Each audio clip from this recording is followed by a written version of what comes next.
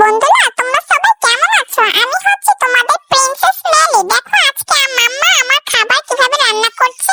আজকে আমাকে মাম্মা ডিম, মিষ্টি কুমড়া, আলু, তারপরে হচ্ছে কাঁচকলা, চিকেন এগুলো মেখে আমার জন্য মজাদার ইয়াম্মি একটি খাবার রেডি করছে। খাবার দেখে আমার না অনেক লোভ লাগছে। আমার আপু আমাকে ছাড়ছেই না, জোর করে ধরে রাখছে, তারপর দিল ছেড়ে। আমি দৌড়িয়ে মাম্মার কাছে চলে গেলাম খাবার খেতে।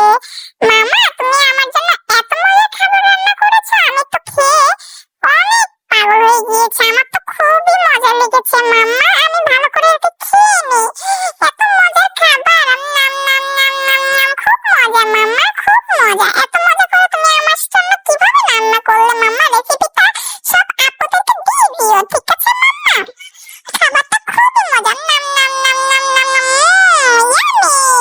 দেখো খাবার শেষে আমি কি মজা করে আমার হাতগুলো পাগুলো চেটে নিচ্ছি, তারপর আমি একটু রেস্ট করি।